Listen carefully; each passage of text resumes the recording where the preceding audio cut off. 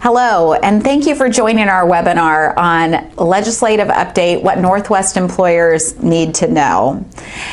Last year, there was a ton of press about big sweeping healthcare changes that would have repealed the Affordable Care Act. Of course, it was kind of fits and starts through the end of 2017, but in the end, there wasn't quite enough votes for a full repeal and not enough time for planning to come up with a full replacement. And so we had been on the edge of our seats for months thinking, is now the time to create a webinar? Is now the time to summarize what's happening in DC? And we ended up waiting, and I'm glad we did, because of course now we know that none of that actually moved forward.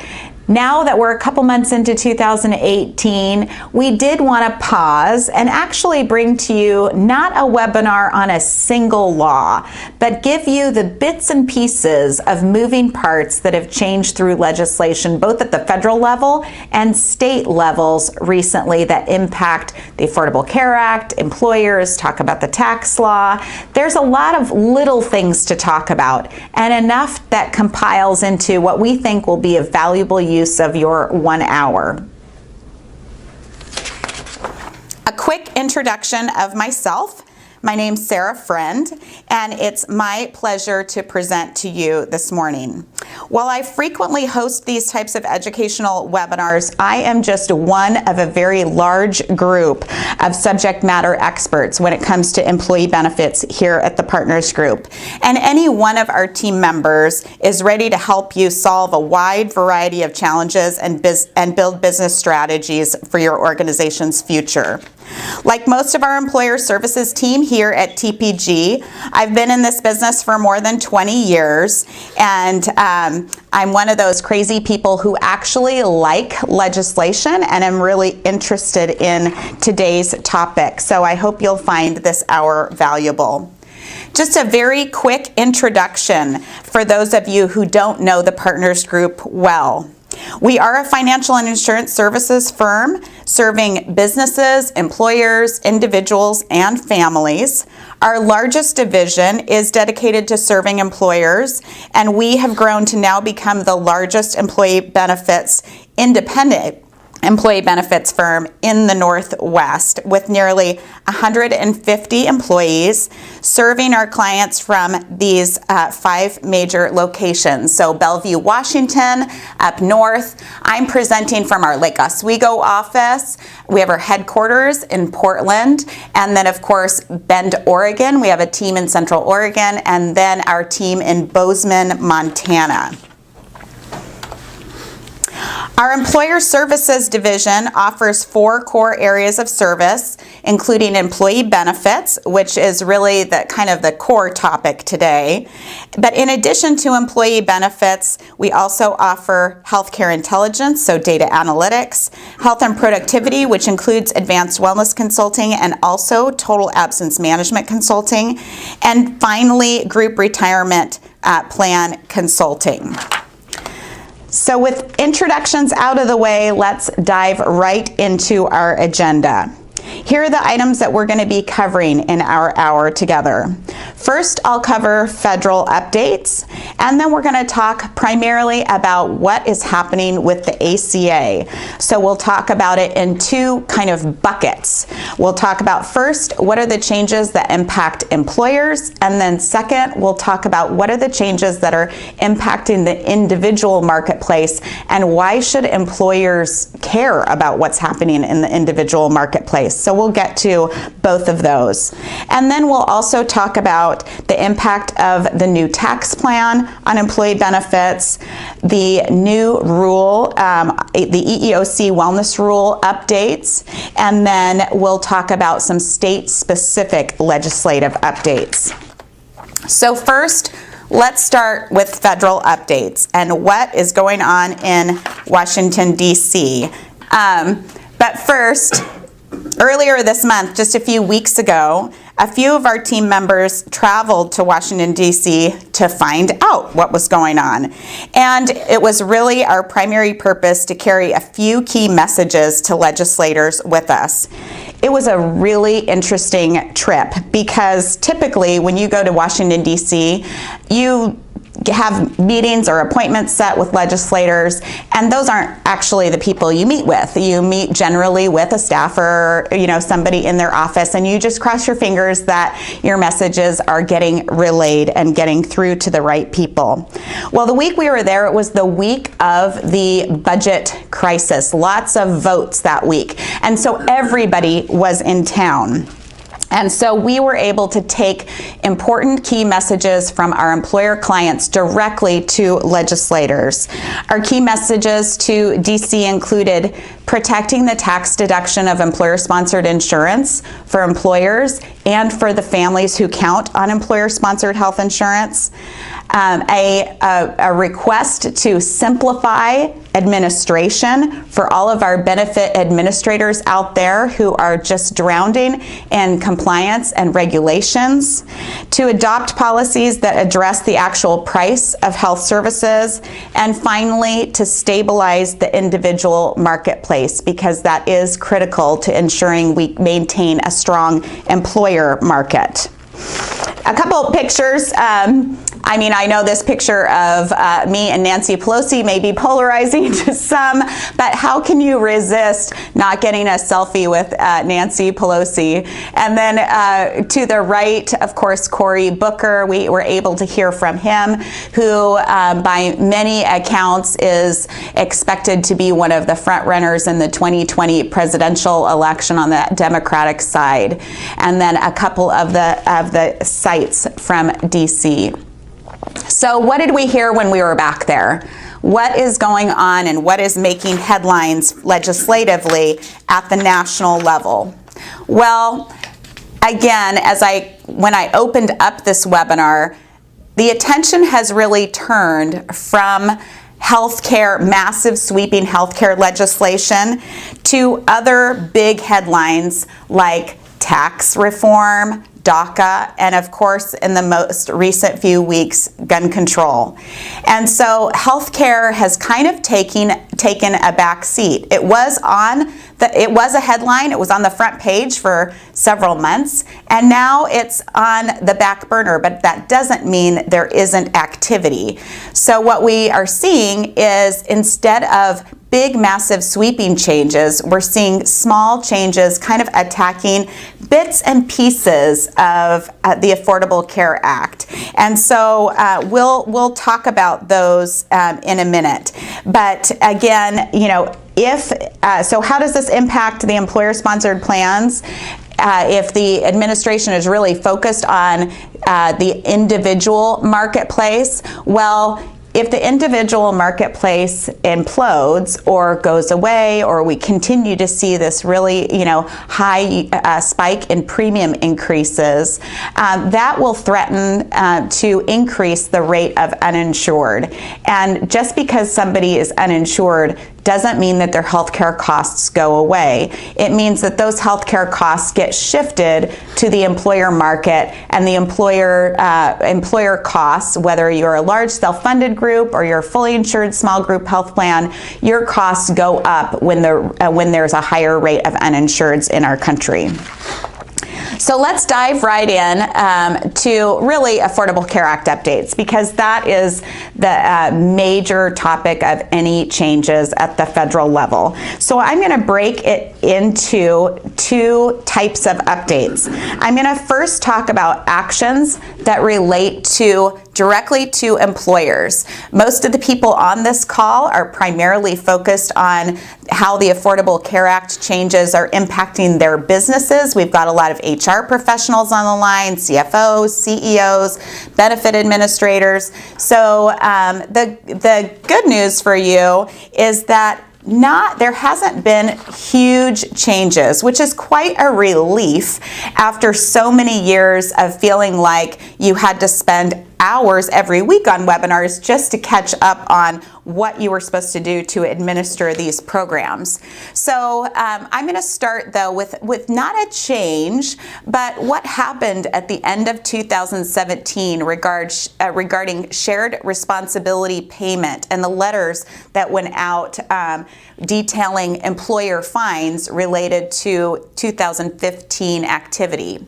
Then I'll talk about employer reporting, and finally the vote just last month on another delay of the Cadillac tax.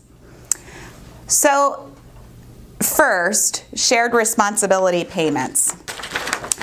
I don't think anything quite gets your attention like a letter from the IRS addressed to your finance department stating that your company owes millions of dollars in ACA penalties. That was quite a shock to many businesses who started receiving these shared responsibility payment letters or IRS demand letters beginning in November of last year. The letters were mailed for 2015 penalties, so there was quite a lag, based on tax filings and trying to reconcile between who got a subsidy in the individual marketplace, who was then offered or not offered affordable employer-sponsored health insurance. So it took quite a while to discern who might have triggered a penalty for their employers.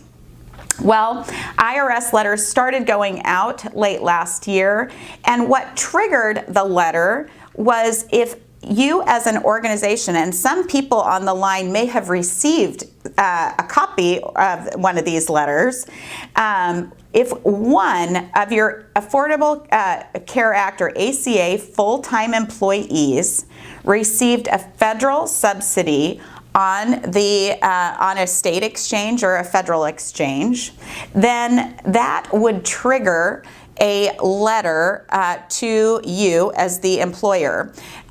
Along with that letter, there was a description and an assessment of how much you owed based on the months that you failed to offer affordable minimum value coverage to this full-time employee. Well, employers were then asked to respond to the letter by the stated deadline, and generally that was 30 days to investigate, see if you agreed with the assessment, and then reply back to the IRS. Well, you can imagine the shock to some employers who felt that they had been doing everything correctly, that they had done the reporting correctly, they had made the offer according to the law, to all of a sudden get this letter with huge penalties and then have to be able to respond either agreeing or disagreeing with that assessment within 30 days. Again, it put some employers in a really tricky, unexpected place of confusion, record pulling, assessments at the very end of the year. What you can't do, though, is ignore the letter. So you never want to ignore a demand letter from the IRS. That's not a good plan. And so if you do receive or did receive this letter and you've not yet taken action on it, please reach out to a team member at the Partners Group so we can help you. There is controversy about these subsidy letters because employers who received the letters, many of them were quite shocked because one of the premises of the employer mandate was that if you had any of your employees going and getting subsidized health care on the exchanges, knowing that might trigger a penalty for your organization, the exchange, whether that was state-based or federal-based, the federal marketplace, was supposed to notify you as the employer kind of all along the way to say, hey, Sally, we see Sally as an employee of your organization. She is now, applied for and has been granted premium subsidies. What was not happening, according to many of the employers who received these letters, is that both the federal marketplace nor state exchanges were actually sending kind of these along the way warnings, and so there wasn't an opportunity for employers to take corrective action along the way. So I think this is really, I think these will face core challenges for sure, and we'll see where this one goes. But I do know these are not unicorn letters. They exist. We saw several from our clients who had received them and were in a position of having to respond, which they did. But know that there are penalties associated with not responding, and so make sure that you do take action. Next. Employer reporting, everyone's very favorite subject. The good news is that for 2018, there were it's reporting due in 2018, it's for the 2017 calendar year. There were very minimal changes to the 1094 and 1095 forms. And so while I know it's an administrative burden, and I know many employers just beg us to say, when will this end? Can we please stop? When can we stop having to do reporting? At least, hopefully, the systems you put in place the prior year didn't have to be changed significantly for this year. It is this week that forms are due out to all of your employees who were covered in the 2017 plan year.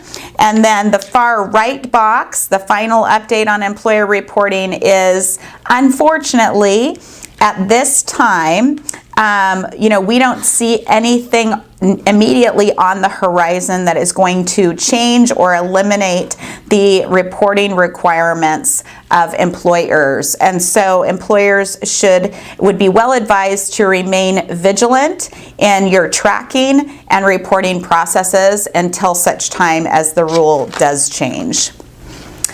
All right, next. The next update affecting employers is another delay of the Cadillac Tax. And so the Cadillac Tax had been previously delayed in December of 2015. Congress passed and President Obama signed an initial 2-year delay of the Cadillac Tax, pushing it out from 2018 to 2020. The Cadillac Tax seems to be the one thing that draws people together in their collective support of wanting to repeal it, and so there was no problem in finding enough support to again delay or push out the Cadillac Tax to 2022. So that happened just last month. Congress passed and President Trump signed into law another 2-year delay. And that, of course, if you remember, the Cadillac Tax is that 40% excise tax on high-value healthcare plans. And we would expect that we'll probably continue to see this either pushed out or repealed eventually altogether. The challenge with repealing the Cadillac Tax is that it's really on paper, it's what balances out the cost of the Affordable Care Act. And so if you take it out altogether, the math doesn't work for the Affordable Care Act. And so they keep it kind of on the balance sheet, but they just keep delaying it. So that seems to be the strategy with the Cadillac Tax. So as you can see, there isn't a ton of direct employer changes to the Affordable Care Act for 2018. The Partners Group, we have an ACA Overview. It's a 2018 compliance checklist. So for all of you who are attending the webinar today, along with a copy of the slide deck, we'll also send you a copy of our compliance checklist, just as a good reminder for you to kind of go back through and say, yep, got it. And then you'll be all set. Many of you probably won't need that, but I was just reviewing it this last week as I was preparing for this webinar and was just reminded that, some of these things are just good to have on hand as a quick refresher. So we'll make sure everybody gets that. So let's shift gears from talking about the actions that have impacted the employer marketplace regarding the Affordable Care Act to actions that impact the individual marketplace, and how those actions are kind of perpetuating this instability of that market. Before we get there, just a couple of notes about the individual marketplace. A couple statistics here. That employer-sponsored insurance, often referred to in our industry as ESI, so it's your health plan you get from your place of work. ESI is the most common type of health insurance in the United States. It covers 177 million Americans. That is in comparison to the 20 million Americans who are covered on the individual marketplace. So, people who aren't on Medicaid, Medicare, TRICARE, don't get their insurance from their employers, who buy their insurance on their own. It's a relatively small group of folks. If we were to bundle them in with the people who get their insurance from their place of work, it would be about 10% of that total group. 90% getting coverage through their work, 10% getting coverage through the individual marketplace. The employer marketplace, or ESI, is a stable marketplace. So it has a pretty stable risk in terms of, there's not a lot of adverse selection when an employer offers an employee health plan. Generally, it's offered to everyone equally, and so you've got a good mix of both healthy and sick, young and old, single people versus families. And because of that healthy risk pool and a lot of that, it's been a very mature market for a long time, the costs are pretty stable in that market. And premium increases last year on average in the employer-sponsored insurance market rose 3%. Now compare that to the individual marketplace. This is what's getting all the headlines. So when we see headlines about, 20%, 30%, 40% rate increases, those stories are really talking about this smaller group, this individual marketplace. And average premium increases last year exceeded 20%. Now, the link to this 10% of group getting coverage through the individual marketplace versus the 90% of folks getting coverage through the employer market. How do those things correlate? Again, that strong and stable market for employers is really dependent on a stable individual marketplace, and we aren't there. So this is my best effort on my own. I'm not great at creating these graphs personally, so this is my best attempt. So on the left, you can see patients, right? So you've got a group of individuals who access the healthcare system. That yellow circle in the middle is just meant to represent healthcare utilization, whether that's hospitals, physicians, prescription drugs, whatever that is. That orange box in the middle is healthcare utilization. To the right are the various payers. So 3 primary groups of payers: employer-sponsored insurance, individual insurance, and then public programs like Medicaid, Medicare, TRICARE, etc. So what happens is, in the event that that yellow payer goes away on the right, that only changes the flow of money back to hospitals, physicians, and pharmaceutical companies. The removal of the yellow doesn't change the healthcare needs of the people on the left. The people on the left are still just as sick as they were. They need just as much health care as they needed when they had individual coverage.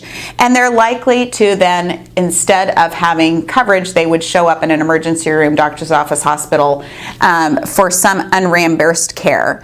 So the hospitals, the orange bucket, or physicians or prescription drug manufacturers, their costs are the same, and they aren't going to be very likely to write those expenses off. And so you see a shift in dollars. Those dollars move from the yellow box up to the employer-sponsored insurance box. And so the expenses for that group just gets higher. Now, how come the money didn't move down to the public box? The money doesn't move in that direction because the federal government controls how much they spend. It's basically regulated. And so there cannot be cost shift to how much they pay doctors and hospitals. It's just the reimbursement rates don't work that way. The cost shift, when you squeeze the balloon, the cost shift goes to employers. So how does the flow of CSR payments work? CSR payments don't go, it's not like a family gets a check in the mail, right, that says, okay, you had a $1,000 deductible, we're going to help you pay for that. The flow of money is that the insurance company is the one that kind of fronts that reduced deductible expense, that reduced out-of-pocket expense for the family that qualifies. And then the government reimburses the insurance companies for these CSR reimbursements or payments. Well, since the beginning, the CSR payments have been very controversial, and they have been in doubt since 2014 when a lawsuit was filed by House Republicans who claimed that the Obama administration was paying the subsidies illegally. Judge Rosemary Collyer in Washington agreed and found that Congress had never appropriated the money for cost-sharing subsidies. And so indeed, without the appropriate appropriations, the administration didn't have the authority to make these payments. The Obama administration appealed the ruling, and it was in the process of that appeal when the administrations changed from Obama to President Trump. The Trump administration has continued to make payments from month to month, although he did at the end of last year, fourth quarter of last year, he signed an executive order basically saying enough is enough, you know, these are illegal payments, so we're going to stop the CSR payments. And so that happened on October 12th. Now, here's a quick summary just so you can get an idea of, again, these, you know, federal poverty levels and the incomes that would qualify an individual for these type of cost sharing reductions. And again, it's that middle column, the 250% poverty level that triggers availability of cost sharing reimbursements. So we talked about kind of this timeline of when, you know, this long history of CSR uncertainty. And so what's happening is that insurance companies have been left kind of holding the bill ever since October, and they have continued by mandate, especially in Oregon, by mandate of DCBS, that the CSR reductions to families would continue, and we'll kind of figure out how the money is where the money is going to come from to help pay insurance companies back for those CSR payments as we move forward. Well, what's interesting is that these cost increases, so many insurance companies had, when this executive order came down and they said, oh, you know, you better plan on 2018 that you're not going to get these payments from the federal government. Insurance carriers, you're going to have to build this into your premium rates. Well, they'd already filed their premium rates for 2018. So many states allowed insurance companies to go back in and refile their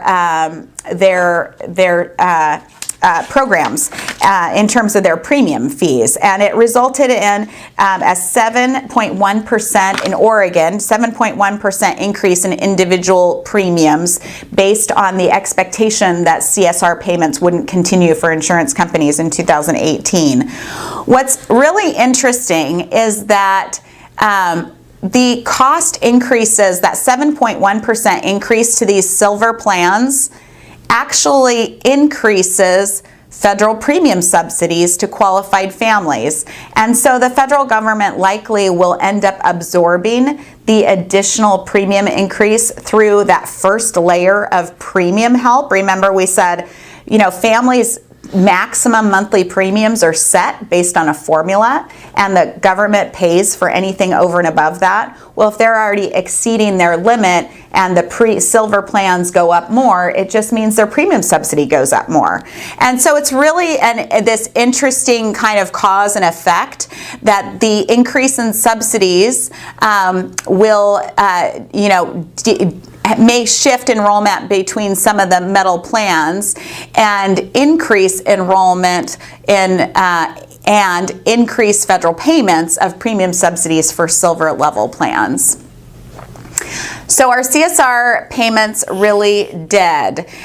There continues to be a group, so Senator Alexander and Patty Murray, so this bipartisan team who reached a deal last year to fund CSRs in exchange for giving states more regulatory flexibility with the new law. Now, there was lots of talk and kind of expectation that the CSR extension would be included in the budget deal, and it hasn't been. And so this CSRs continue to be, a lot of uncertainty around the future of CSR payments, and Senator Alexander and Senator Patty Murray have not given up on this, and are continuing to lobby Paul Ryan and Mitch McConnell and others to try and ensure this as a better show of stability for insurance companies moving forward. So insurance companies, of course, all of this elimination of the individual mandate, and then the stopping of CSR payments gives insurance underwriters gray hair. So I'm going to come back to the map in a minute.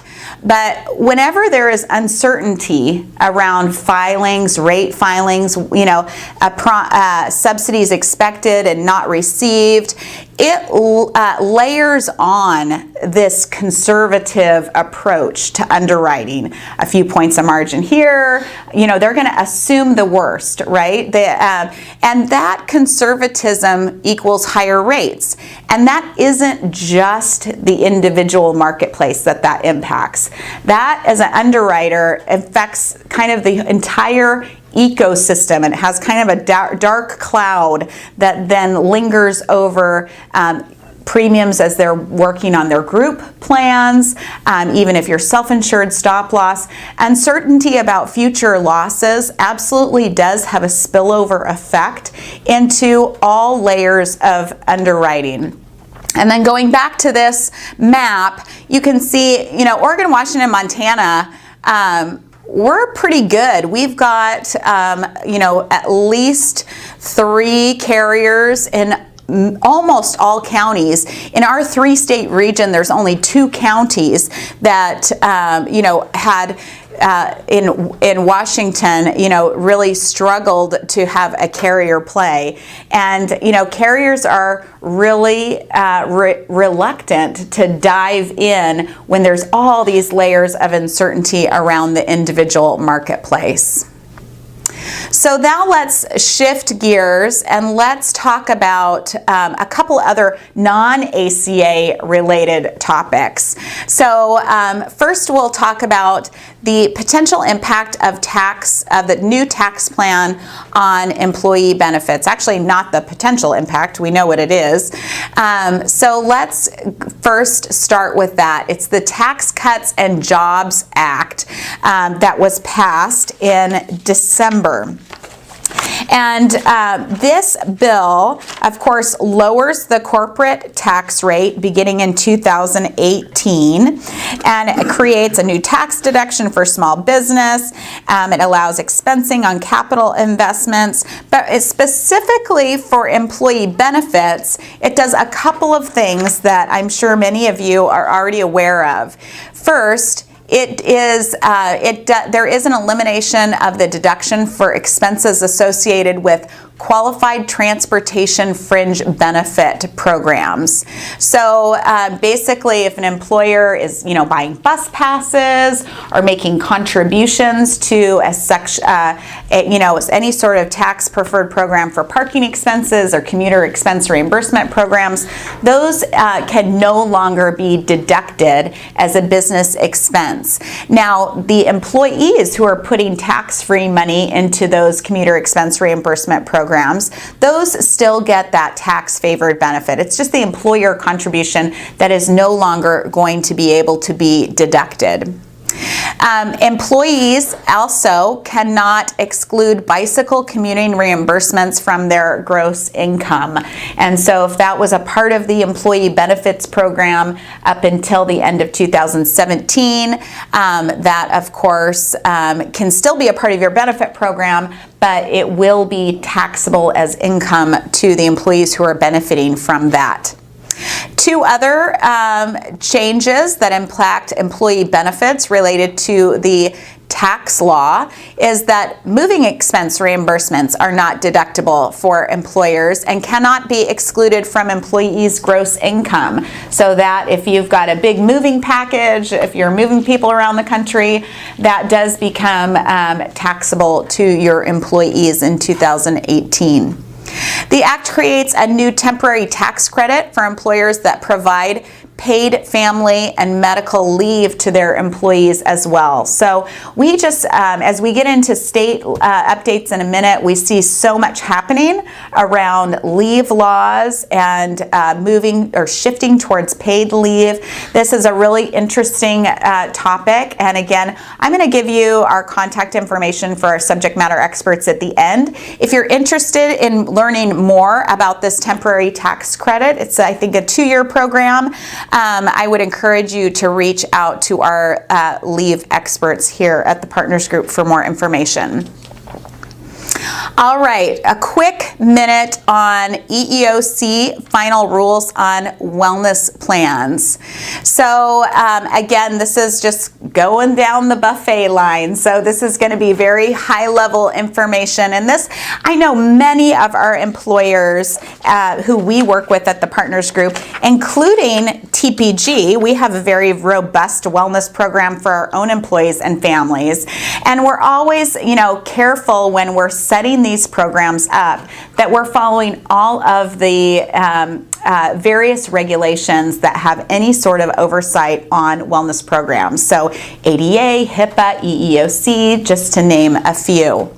So in 2016, doesn't seem like that long ago, the EEOC issued final rules that became effective last year, January 1, 2017.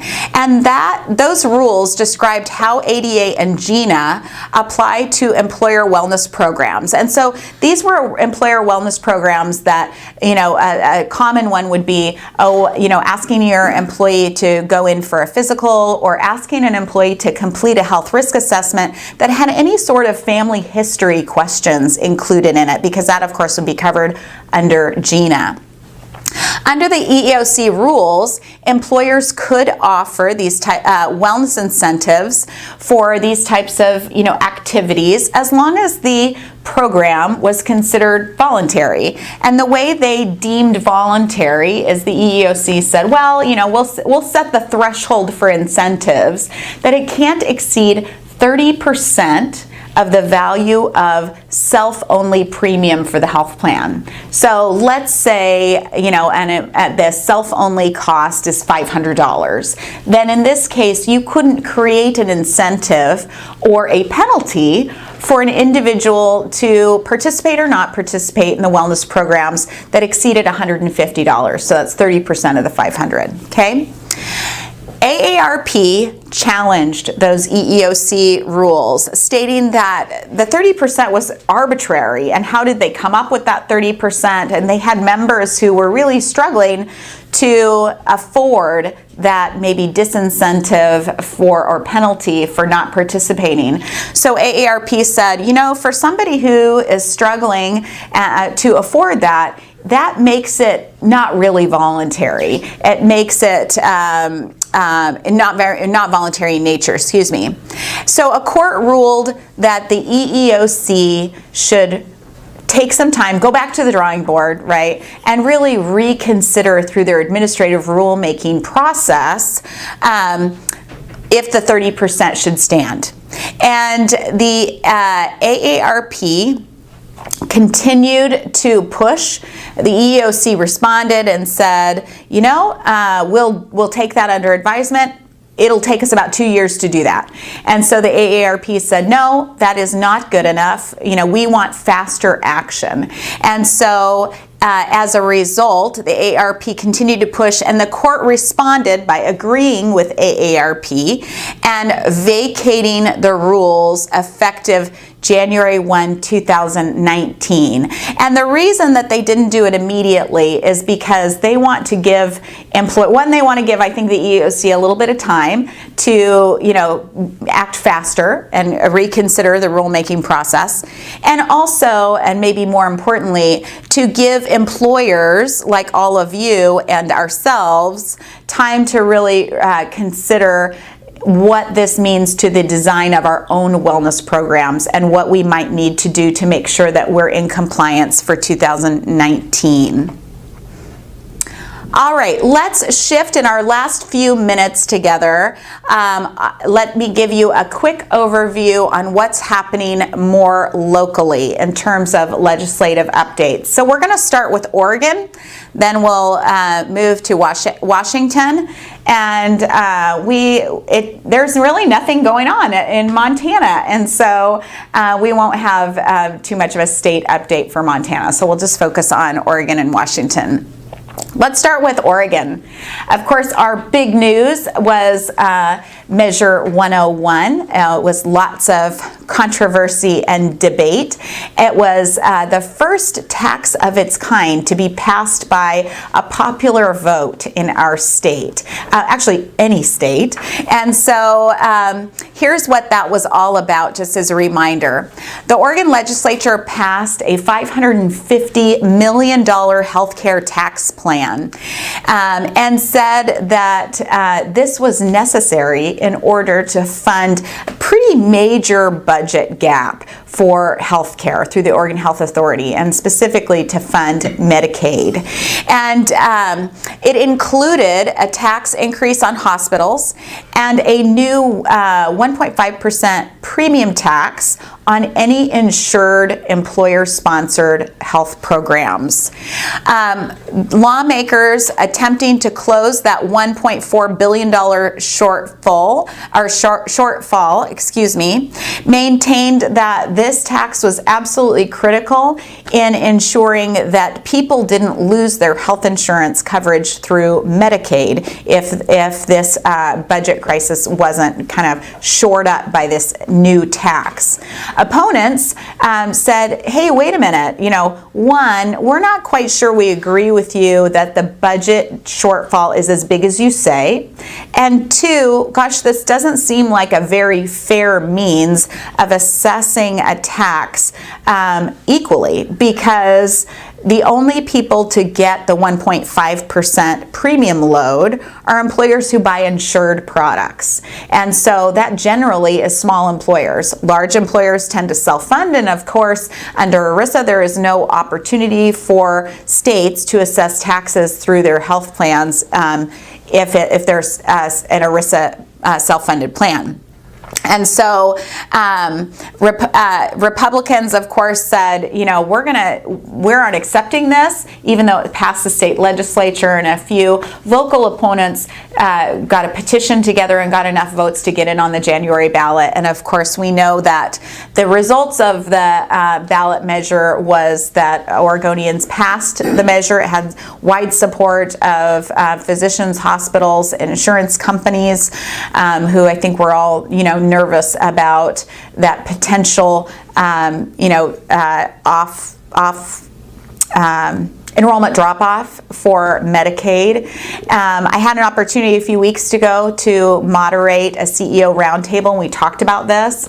And I asked him specifically about how, you know, did they think this was the right long-term solution to funding Medicaid, to tax insurance plans? And I think, you know, the majority said, no, not long term. You know, there has to be a better way. But for the short term, it was the only way, the only path forward that they could really see to make sure that we weren't in crisis mode in 2018. So it will be very interesting to see. This is not a problem that goes away with Measure 101 funding Medicaid, especially when, you know, federal premium or federal Medicaid subsidies go away. This will become a bigger and bigger issue for Oregon. Let's shift gears and talk about the big deal in Washington. So the big news in Washington is all about paid leave. And so for Washington employers, as if I know we have a large group of Washington employers on the line today, of course you're just getting used to the new paid sick leave law that went into effect just last month, January of 2018. And what is big news now is that Washington has become the 5th state in our country to pass a guaranteed paid family leave law. What's interesting for Washington, not only are they kind of at the forefront of pioneers in this area in terms of states, but they're also very generous in their program. And so where other states are limiting paid leave to, you know, 6 or 8 weeks, Washington's plan, which goes into effect January 1 of 2020, provides between 12 and 16 weeks depending on the circumstances of that leave. The costs under this program will be shared by both the employee, who will pick up 63% of the cost. Basically, it's going to be a state-run program, and employers will pick up 37% of the costs. Now, what's tricky about this program is how it is complex, because it, of course, overlaps with FEMLA and other, federal leave requirements. If you have most employers don't just have employees in Washington, they have employees in multiple states, and so this impacts Washington employees. So what do you do with the employees in your other states? Or what if you're headquartered in Oregon and you have employees in Washington, a small group? What do you have to do to participate in the program? How does it offset with your short-term or long-term disability programs, or paid time off programs, or vacation programs? All of those are complex questions that really will require assessment of your current plan and planning to ensure that you are ready to go and compliant by 2020 to avoid penalties. So we're just at the hour. We've got a few minutes left. So before I leave you, I want to make sure that you've got the right resources to get more information as you need it. So again, we started off talking about our employer services group. We're a large group of subject matter experts. We've got a big team that specializes in employee benefits. Many of you work with our team. But then we also have specialized experts experts in particular areas of expertise. So I'm going to come back to this in a minute, our next webinar. I want to introduce you to some of our experts first. So this is your TAM team. TAM stands for Total Absence Management.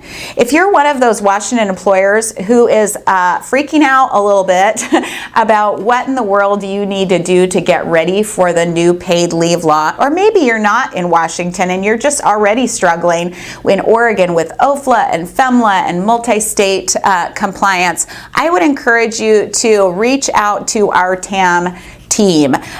We've got 2 absence management consultants, Patty Borst and Jean Shearer, and then a rock star account executive in Brycey Rapoon. So this group they are so passionate about leave laws and can really be an asset to you as you're kind of wading through these new regulations.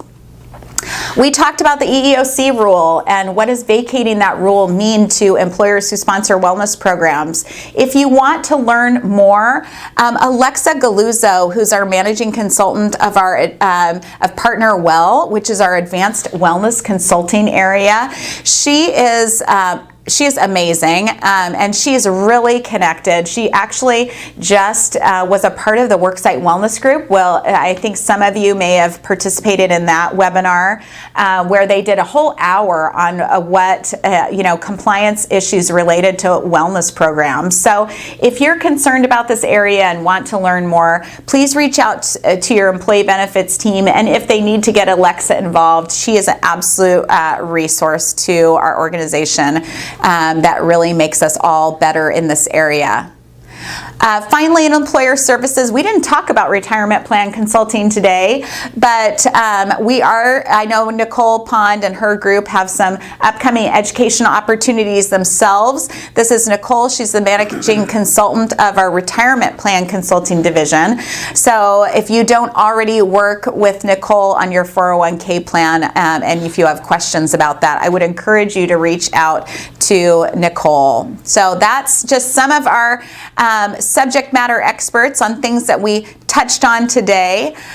Here's the rest of our year in terms of our webinar schedule. So we work hard to bring you information that's up to date and relevant. So you can see on here our next planned webinar where we've got the topic already laid out. We've got an FMLA update that's going to be presented by that TAM team I just introduced you to. That's going to happen in April.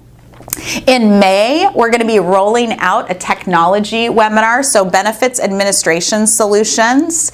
In June, we're reserving that space for a relevant topic or kind of a hot topic as we get into the summer. July, retirement plan consulting. August, total absence management. September, wellness. October, another ACA wellness update to get you ready for 2019. And finally, another total absence management webinar planned for November. So lots of opportunities for you and your team to join us again for more information. Thanks so much for joining us today. I hope it was a valuable use of your time. A couple of follow-up items. At the end of this video, you'll see a link to a form. We hope you'll take a few minutes to give us some feedback. One, we would love to hear if this hour was valuable to you and ways that you might suggest that we can improve your experience with our team. Also, we would love to get your feedback on future topics. We want to make sure that we're focused on things that are most important to you and your teams. So this is a great way for you to ask us to do future educational webinars on very specific topics for you and your team.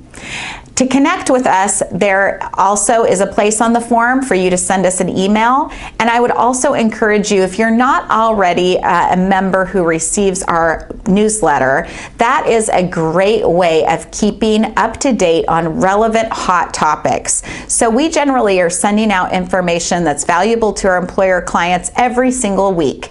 So I would encourage you, if you're not already signed up for that newsletter, please click on the link below.